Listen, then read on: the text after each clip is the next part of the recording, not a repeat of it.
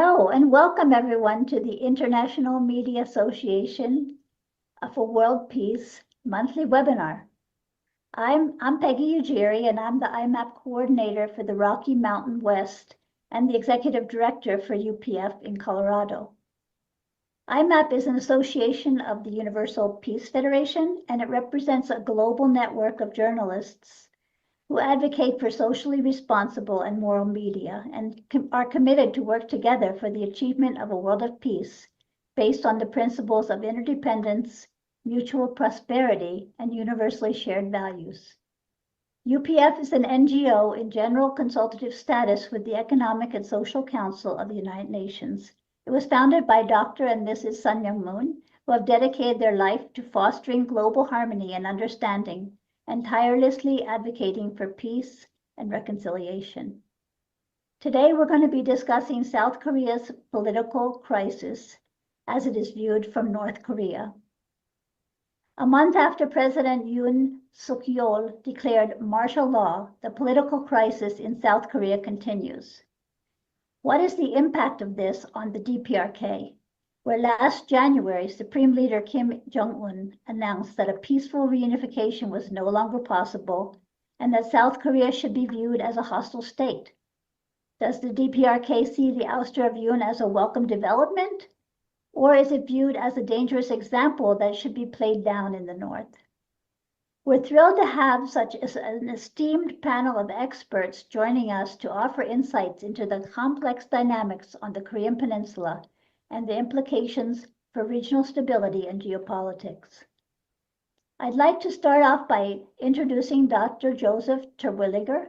He's a professor of neurobiology at the Columbia University Irving Medical Center and an active freelance tuba player. One of his research projects focused on populations of the Korean diaspora, comparing the health of ethnic Koreans in Kazakhstan, China, and adopted Koreans raised in Sweden to examine gene-environment interactions as it affects human trait variation. That led him to an interest in North Korea, where he has visited about 20 times to teach human genetics at the Pyongyang University of Science and Technology as part of a science diplomacy delegation with the American Association for the Advancement of Science, and for various music and sports diplomacy programs as part of an academic exchange program between Columbia University and Kim Il-sung University, which ended prematurely with the first Trump administration's travel ban on Americans traveling to the DPRK. He's also well known for accompanying retired basketball player Dennis Rodman on his visits to North Korea, where he served as Rodman's translator. And next is Ms. Jenny Town, who's a senior fellow at the Stimson Center and the director of Stimson's Korea program, as well as the co-founder and director of 38 North, a website that focuses on news from North Korea.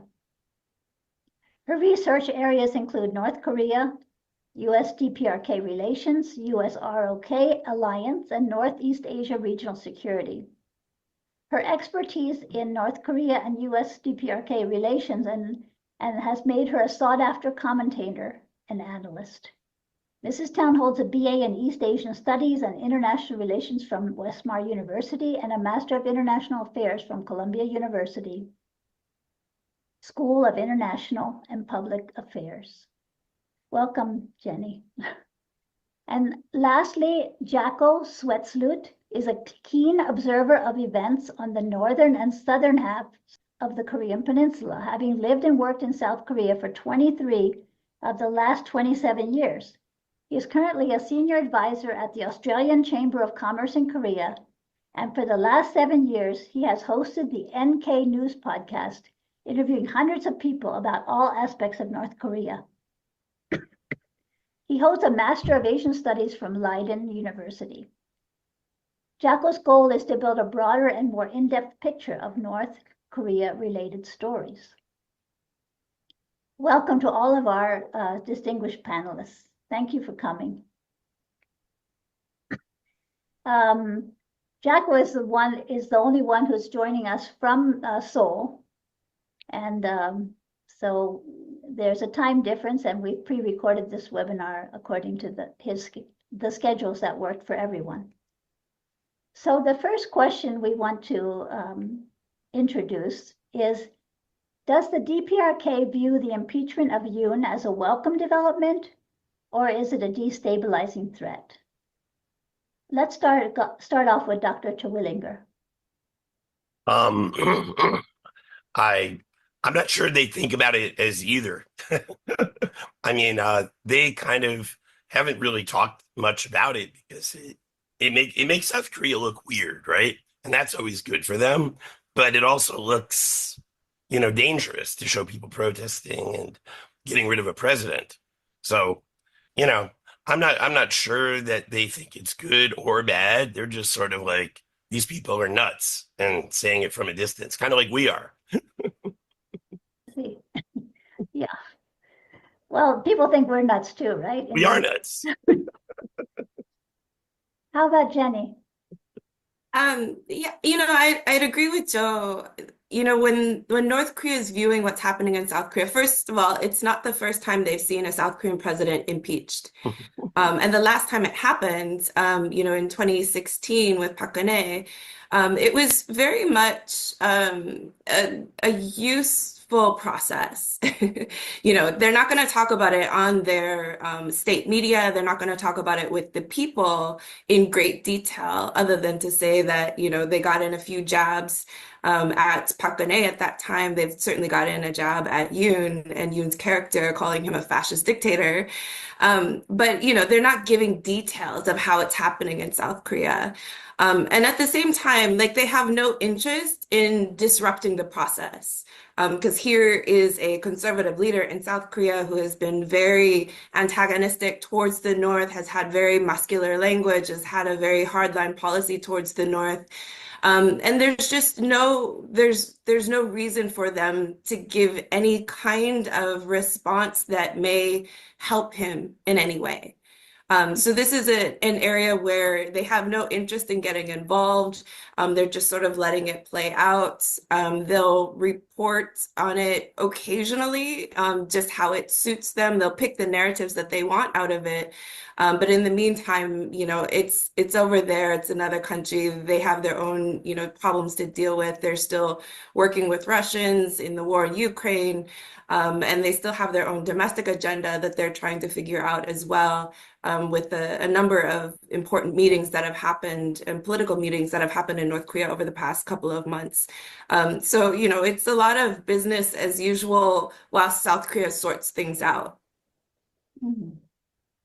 How about Jocko? What would you add to that?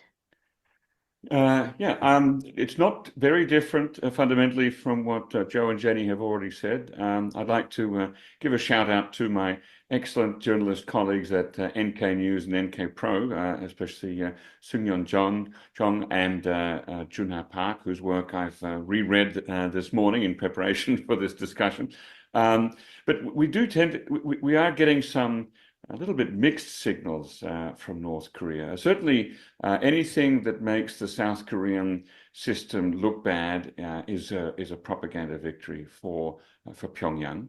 But they haven't really taken full advantage of it. So, for example, since martial law was very briefly declared back in early December, North Korean state media has reported on the political crisis in South Korea only 5 times, which is not a heck of a lot. And the initial reporting was based on citing global media reports.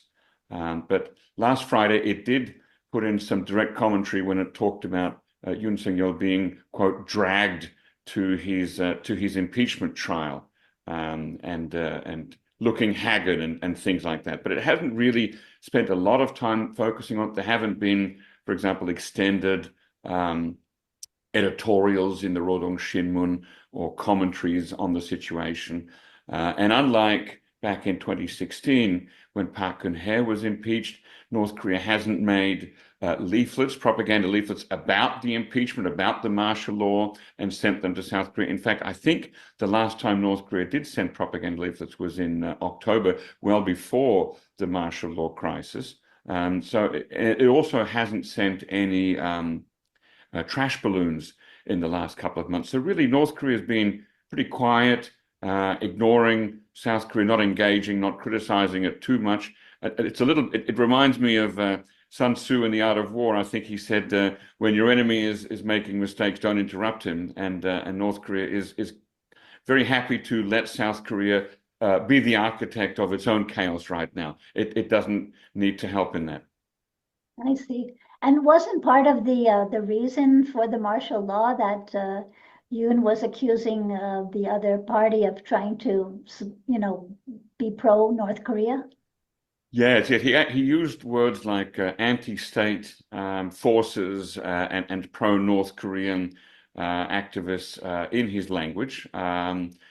He didn't really go into specifics on that as to why or how or what the evidence is for this, but he did use those terms. The Democratic Party hasn't really engaged with sort of trying to point by point knock it down or rebut it. I think it doesn't see that as being an argument that's worthy of engagement. North Korea hasn't really picked up on that either.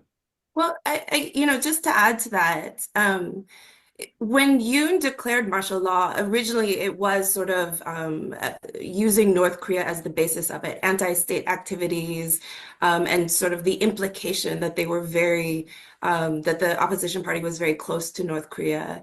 I think what they found in the process of sort of testing out that narrative was that there wasn't a there. And all of the complaints really that he was listing in the initial justification for martial law were really just complaints against the opposition party being obstructionist to Yoon's actual political agenda. And what you see now, though, is that because that North Korean narrative didn't work, is that you've seen a complete shift of how they've posed they're still using anti-state activity as part of the narrative of why Yoon did what he did, but they've shifted it to China.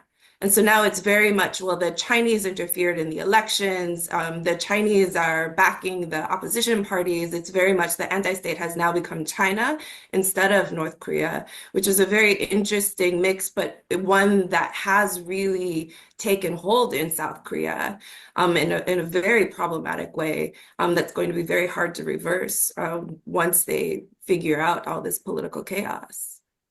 I see. Yeah, we have seen some political placards at the pro Yoon Suk Yeol rallies that say, for example, CCP out. Very strong anti-China. And a friend of mine was at some of the pro Yoon rallies down in Hannam-dong near the residence of Yoon Suk Yeol, and there some Chinese people who were apparently just walking by, I think they may have been students living here, were accosted by pro-Yoon people who recognized them as Chinese and sort of said, you're not supposed to be here, and don't be involved in political activities, and sort of warning them off. And luckily it ended at that, just a verbal reprimand, but there is a strong anti-China sentiment here among the pro-Yoon people, as it's China is blamed for perceived manipulation of electoral results. You said that there was no evidence that North Korea was involved in any substantial way. Is there evidence that China was involved, or is that again just using China as a scapegoat? As far as I can tell, it's very much just using China as a scapegoat and really playing into the fact that there is kind of high levels of anti-China sentiment in South Korea. And this has been growing over the years, especially since 2016, since Chinese sanctions against South Korea for THAAD. There has, the public sentiment towards China in general has really declined. And it has not recovered from that. And so it's very easy to sort of pose that out there. It's plausible enough. It's being spread by, right-wing YouTubers as basically conspiracy theories as to why the opposition won so big in the last election. And that, they don't, it's an era where they don't necessarily need the evidence now for people to believe it's plausible. Oh, I see. The last time I was in Korea, everybody seemed to be blaming China for the pollution. Well, they always do that. Yeah, that's a common theme. That's a common one Okay. when we get the yellow haze or the yellow dust coming in there. It's blamed on Chinese. There's at least What do you some call it, evidence of that. output. Oh, Yeah, yeah. I mean it did when a lot of the Chinese manufacturing was reduced or shut down during the COVID pandemic. The air quality got better here and so on. Right. I see. So, what are your thoughts on what North Korea would hope for as a resolution to the crisis in the South? Why don't you start this time, Jaco? Yeah, gosh, that is a great question. Because coming back to what Jenny said earlier, right now, and since let's say 2019, 2020, North Korea has made it very clear that it's not interested in engaging with South Korea in any way. So we're not sure yet whether North Korea has a desired outcome in this case. Obviously, it doesn't want to see stability that might impact its own stability. So it wants to be left alone. It wants to be doing its own thing. Right now, Kim Jong-un is more interested in his relationship with Vladimir Putin than he is with a relationship with any president in South Korea, whether that be Yoon Suk Yeol or any possible successor. So I don't know what the desired outcome is, but I know that it probably doesn't desire an outcome that means too much instability in South Korea. If we have this sort of same low level of political friction and internal chaos, that's probably a good thing for North Korea because it means that people are leaving Pyongyang alone. How about Dr. Twilliger? Yeah, I mean, and by the way, I apologize for my voice. I have COVID, so it's a little bit rough. I think that actually they don't really care what happens as long as it doesn't bother them, right? So if South Korea is going crazy, fine, just keep it down there. In the end, what they really want now, I think, is some sort of peaceful coexistence, right? So if South Korea is weakened, then they're less of a threat, right? Unless they go crazy, and that's always possible too in these unstable moments.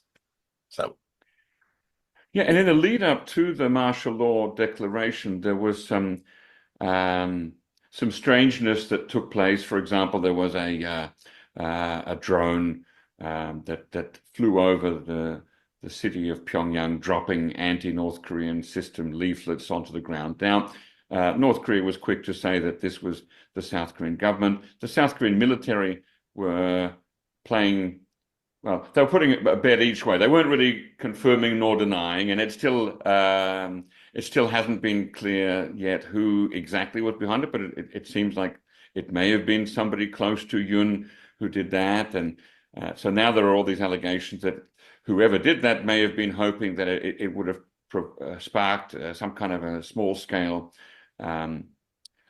maybe an exchange of fire or some kind of provocation from North Korea that would give Yoon a pretext for declaring martial law. So there's a lot of stories around at the moment. There seems to be some evidence that this could have been the case, but yeah, we have to really wait for the courts in South Korea to work out, to pass verdicts on these.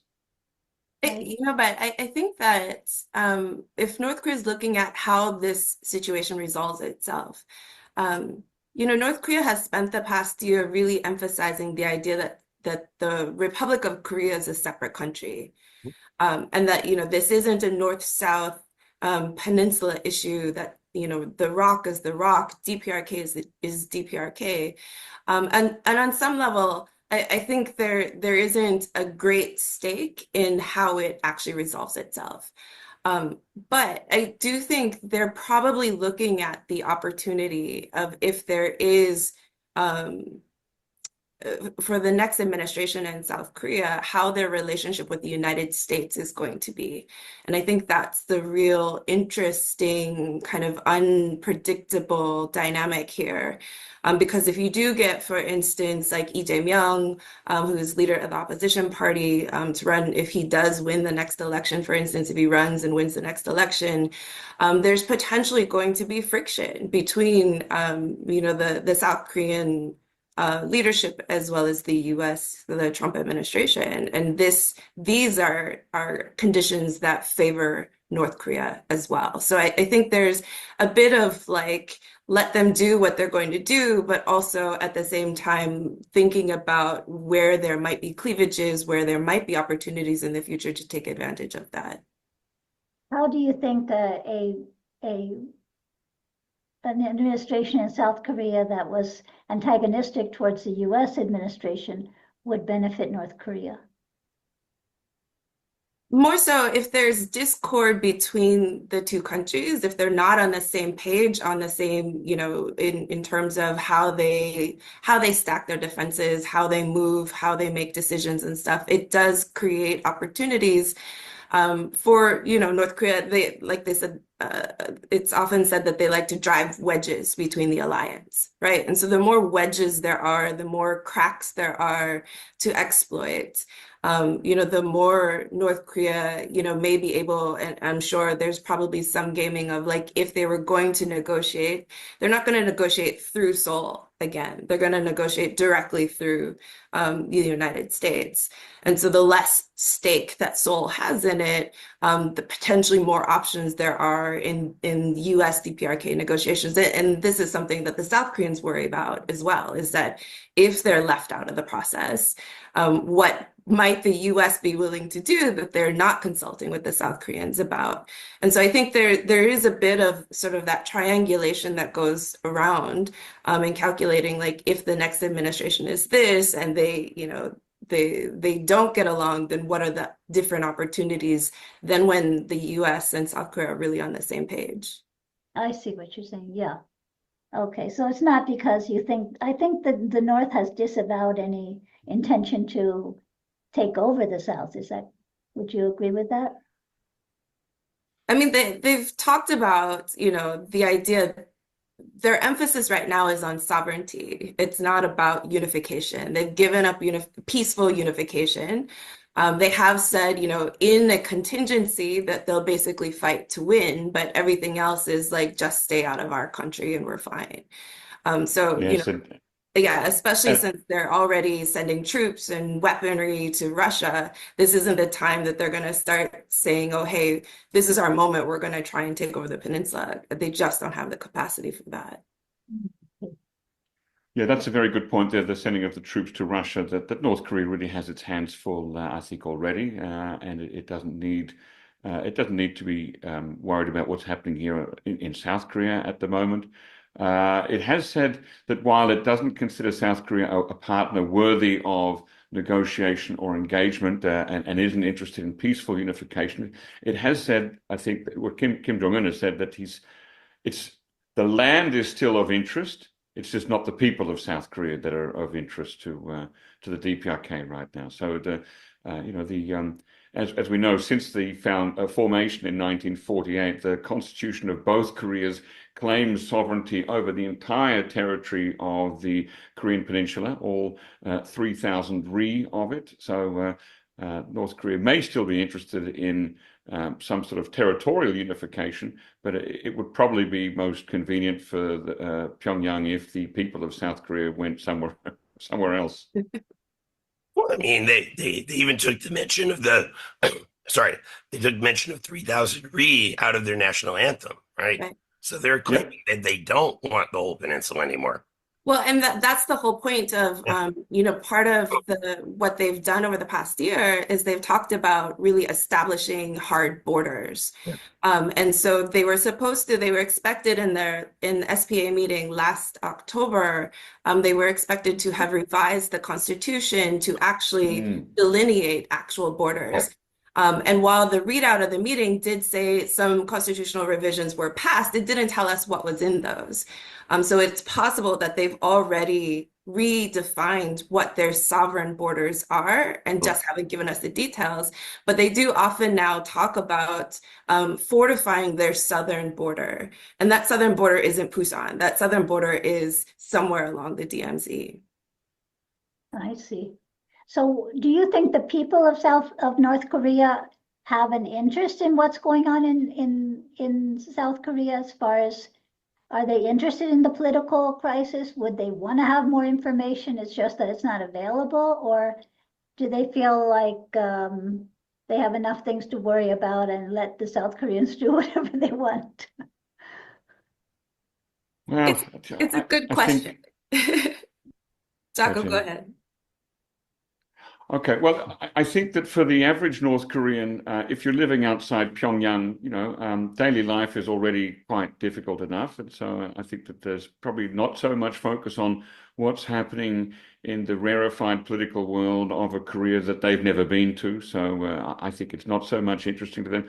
For the better off people in Pyongyang, I get the sense that actually they may not know what to think about South Korea right now. They've been told since December 2023 that South Korea is a separate country now. We don't call it South Korea anymore. We call it the Republic of Korea, and they're not worthy of uniting with us. They're tainted. They're corrupted by foreign influences. So I think that they're probably wondering, well, if unification is no longer the major mission of our country, then what is? We have to sort of redefine what our raison d'etre is. What's our mission now? So they're probably focusing on that rather than on what's happening in the political world in South Korea. And that also helps to explain perhaps why there's been so little coverage of it in Pyongyang's state media.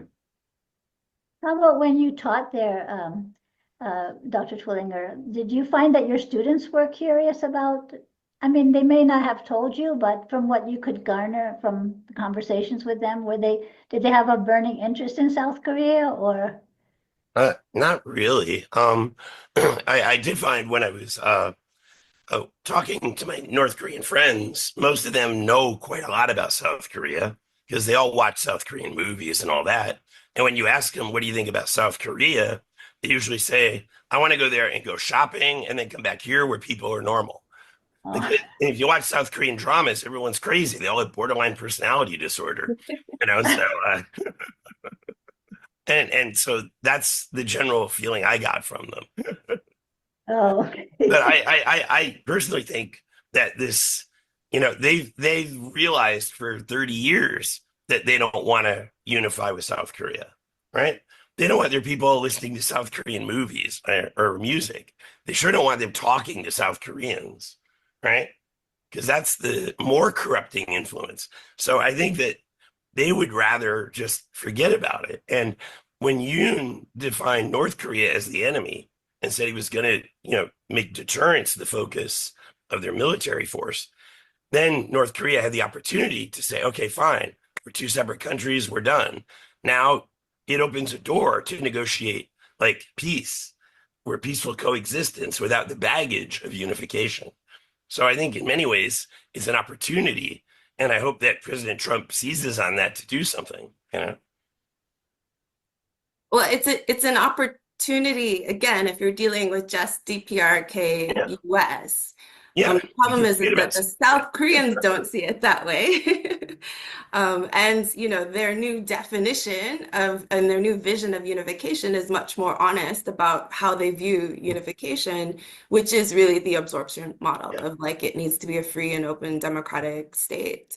And so it does, I think if you're looking at from the North Korean perspective, getting rid of unification is basically eliminating an existential threat to the regime, right? And a persistent existential threat to the regime. But for South Korea, the way now that they've posed the new vision, it is much more blatant about being an existential threat to North Korea. So, I think it's going to be very difficult for the two Koreas to really find a way to coexist like this until South Korea does also rethink its unification policy and understand that at this point in time that I think you can either have peaceful coexistence or you can have unification. I think right now the visions are somewhat incompatible. Well, that rethink of South Korea's unification policy is very likely to happen if the Constitutional Court upholds the impeachment of Yoon Suk Yeol and there's a presidential election and somebody from the opposition Democratic Party ends up in the presidency. There's very likely to be a rethink or a reformulation of unification policy because every successive president puts his or her own stamp on it.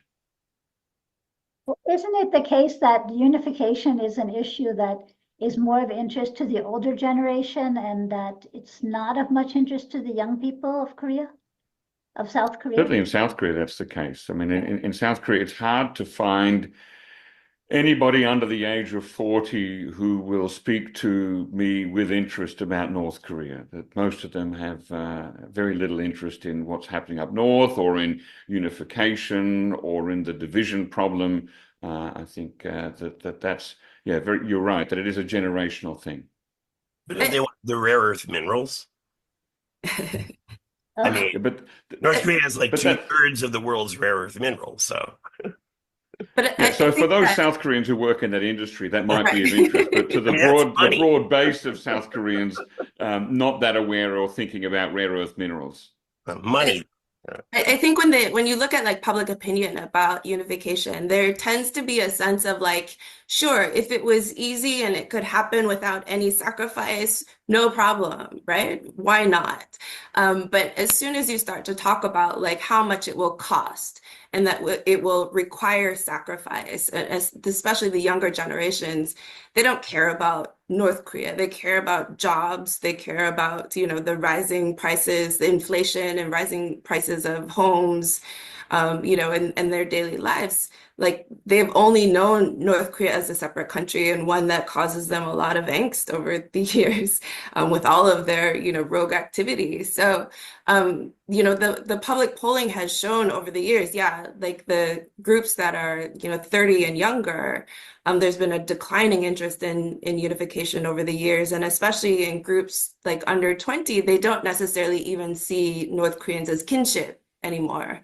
It's just another country.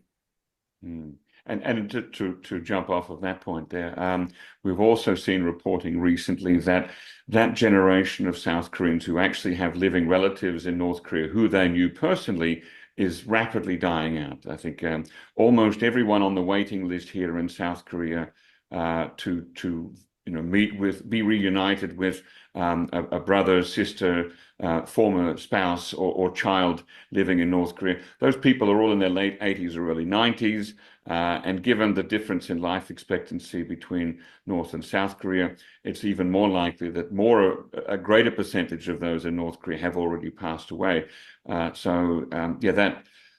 That feeling of kinship, that feeling of there being a bond of, oh, I know a relative in North Korea, that's really disappearing every day.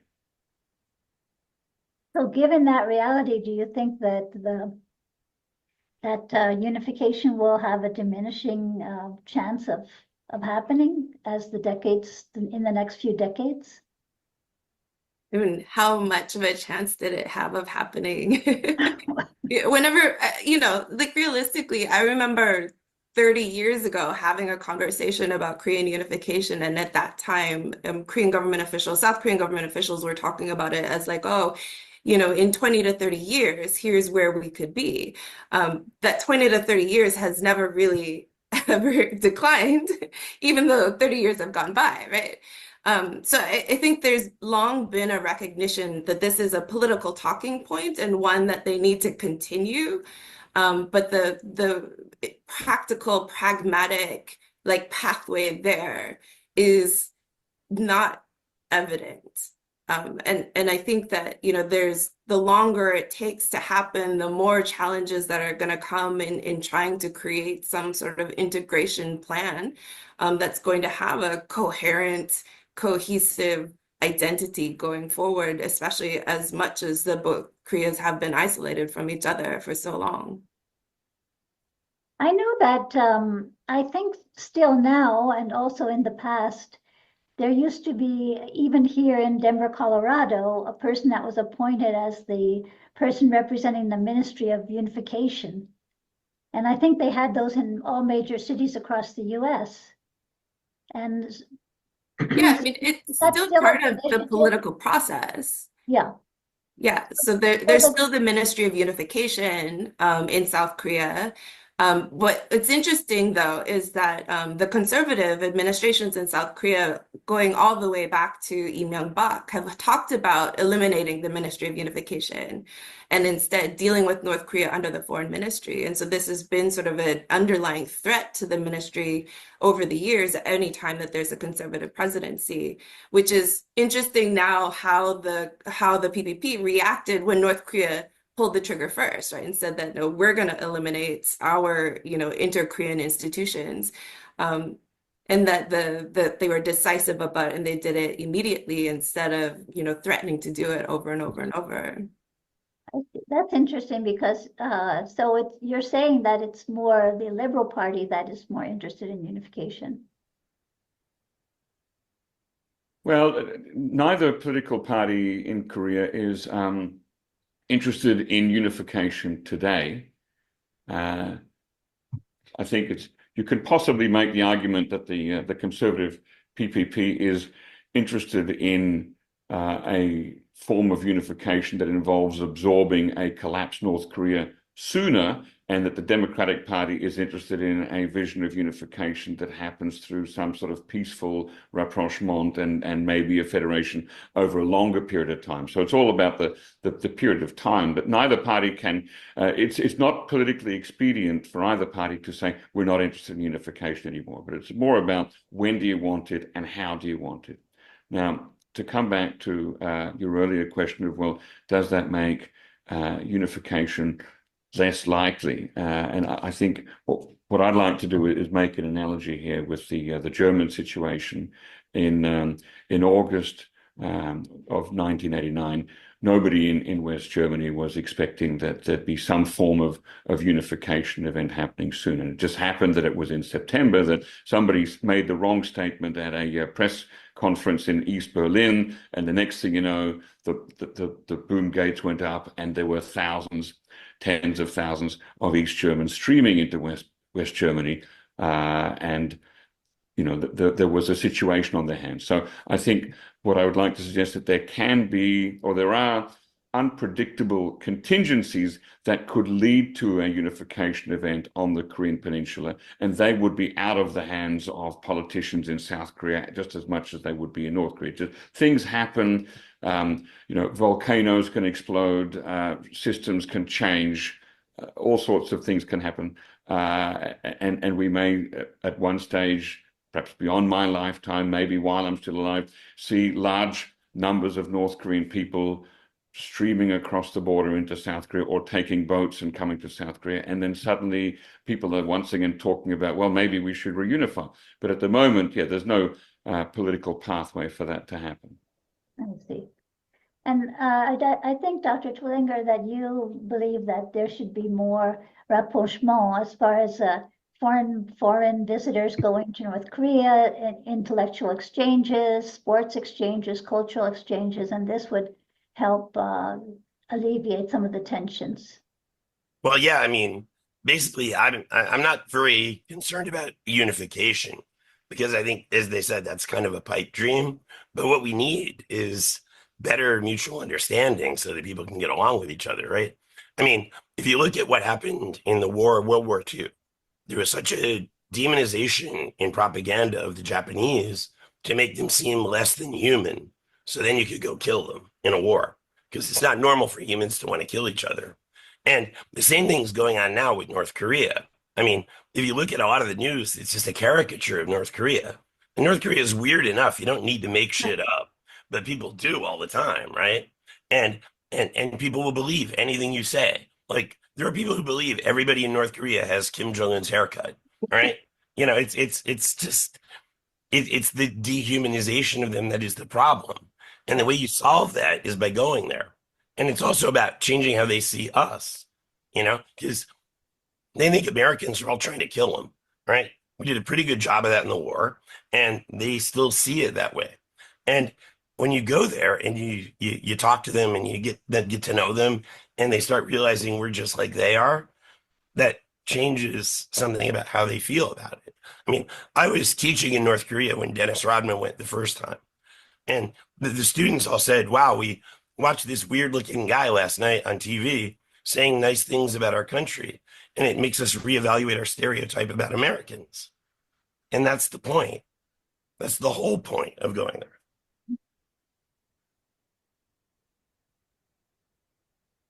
I was listening to one of Jacko's podcasts where he was interviewing a lady from Equatorial Guinea that grew up in North Korea, Miss Macias, and her reaction when she met an American in China, I believe it was that she was just scared to death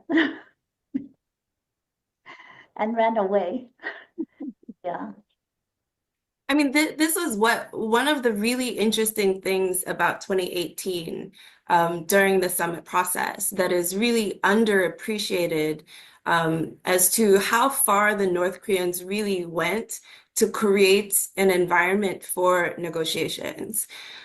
Because one of the things that they did, they took a number of unilateral steps up front to demonstrate that they really wanted to negotiate, that there was really something there.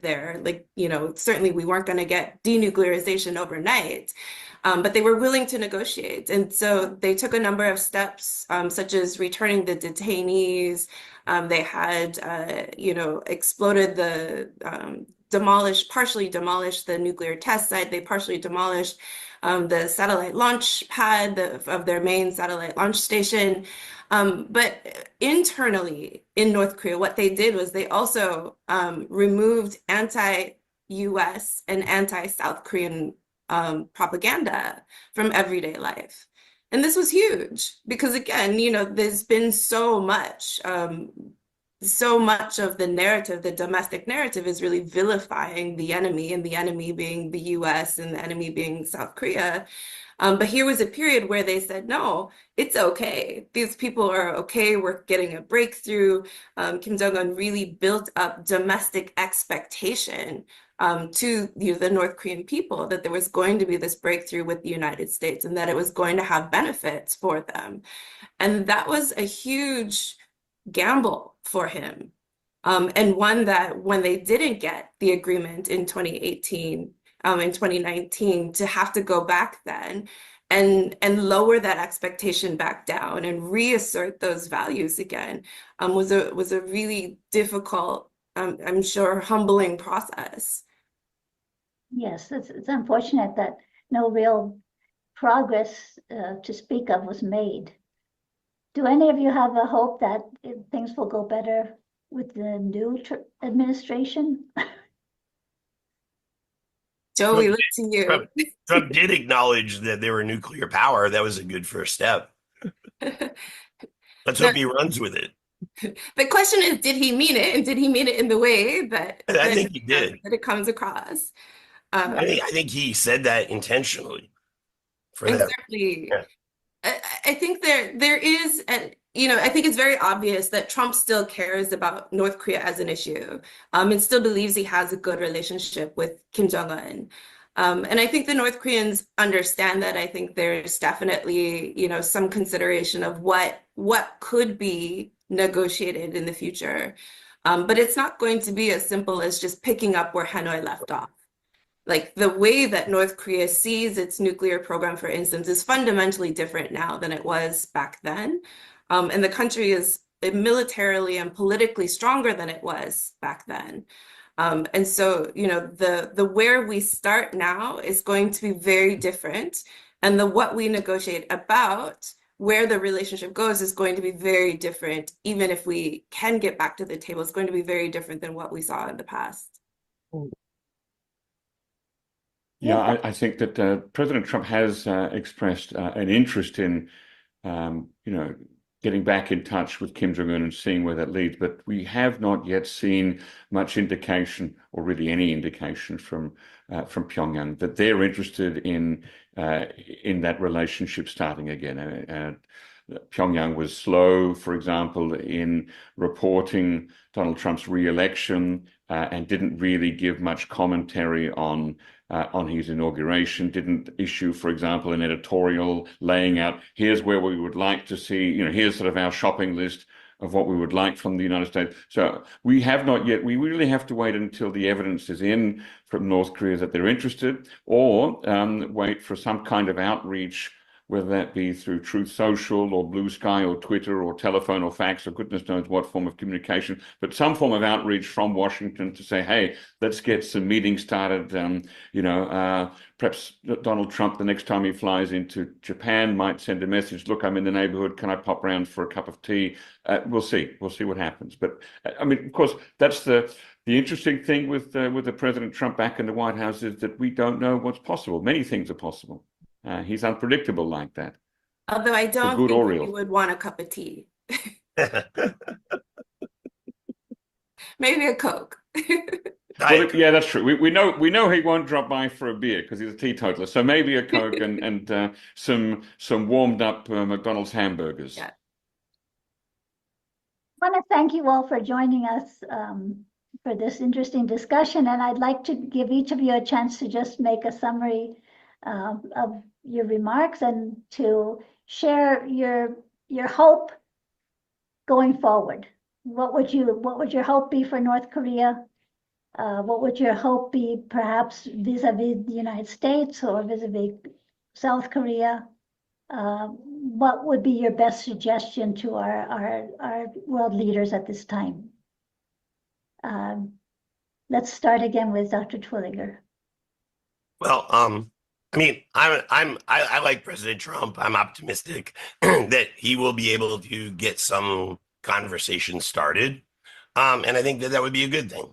I don't think we're going to get anything like what he wanted originally. I mean, the problem with Western leaders is they always talk about complete, verifiable, irreversible denuclearization, but we don't offer anything to North Korea that's irreversible or verifiable. We make a negotiation with them, and then the next president breaks it, right? Same happened with Iran, right? With Obama made the Iran deal and Trump broke it. Bush made a deal with Gaddafi and Obama killed Gaddafi, right? These things happen. And it makes it hard for anyone to deal with us. So I think Trump has to go in there understanding that he's not, you have to offer them something that's going to be lasting. So you got to think about what that would be, and it's going to be simple things like maybe ending the war or exchanging liaison offices or something. You're not going to get denuclearization. But the fact that North Korea took out of it, or allegedly took out of its constitution, its desire to take over South Korea, that opens the door. Because a lot of people used to tell me that the reason South Korea had to be so strong on the military was because North Korea said they wanted to take it over. Now they say they don't want to take it over. So maybe there's opportunities here to relax the military tension and get somewhere that's peaceful coexistence. But again, the nuclear thing is off the table, right? They're going to keep them. They've got them. You can't put the genie back in the bottle. You got to just live with it. And then think about how do you live with it? And I think that if they do that, Trump has a chance to get somewhere, Thank you. Yeah, I hope I can share your optimism on that. Jenny? I'm not sure I share your optimism on that. I really hope that the political situation in South Korea resolves itself sooner rather than later, because I think we're really South Korea is really venturing into dangerous territory that is going to be very hard to rectify once the impeachment process is over. Some of the questions that are being brought up, especially about election tampering, as we've seen in the United States from the 2020 election, that doesn't go away. And that's really going to affect the legitimacy of elections going forward, right? As we've seen in the United States.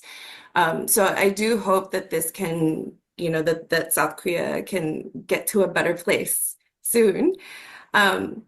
But, you know, I think there's a lot of moving pieces here, and there's a lot of geopolitical trends that make it very difficult to deal with the Korean Peninsula in isolation of everything else.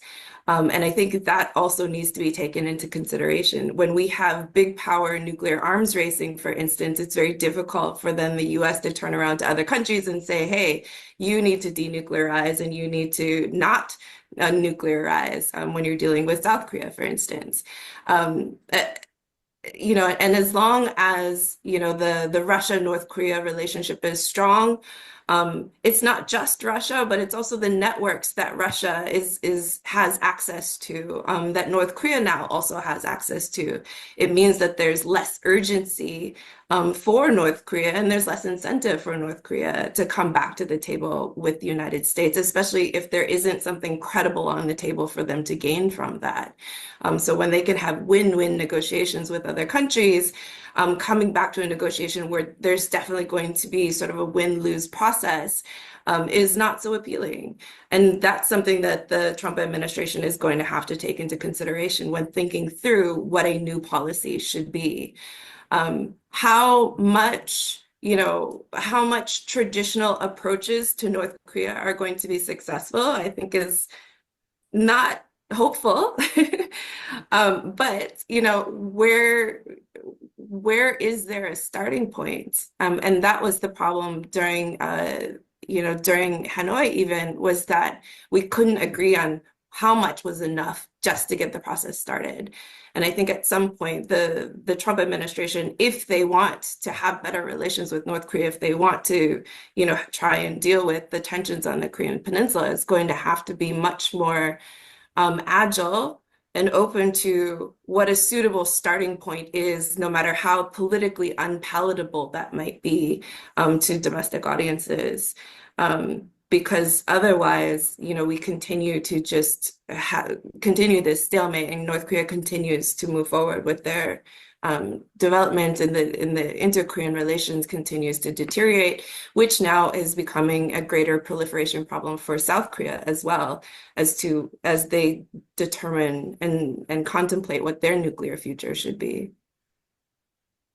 Thank you. I mean, I think you made a good point that in their negotiation with Russia, it was a win-win. They both had something the other wanted, whereas the US wants nothing from North Korea except for them to give up their nuclear weapons. Right. Yeah. So it makes it a lot more trying. How about you, Jaco? Would you like to close us out with your comment? Yeah, I don't hope for much, so I'm very brief. I hope that South Korea can get back to normal, stable, functioning democracy as quickly as possible. The longer this current situation continues, the more it harms South Korea reputationally and in other ways. So I hope that ends soon. I hope that for the next 4 years during the President Trump administration, I hope that there's no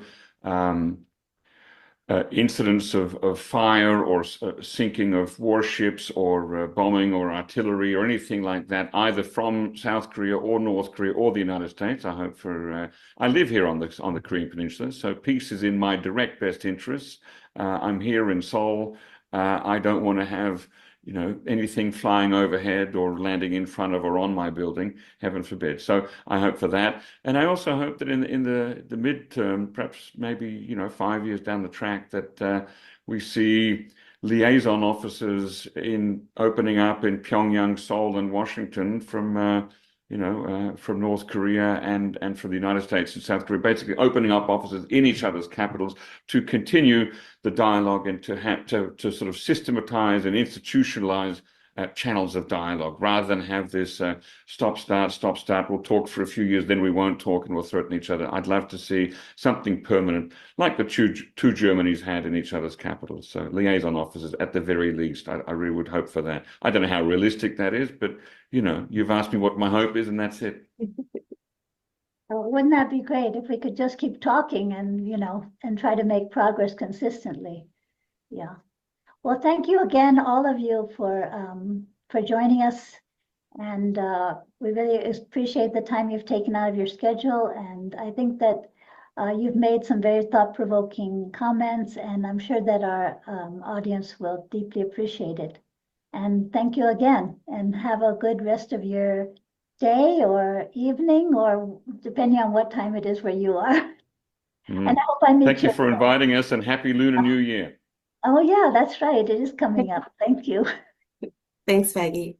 Okay. See you soon.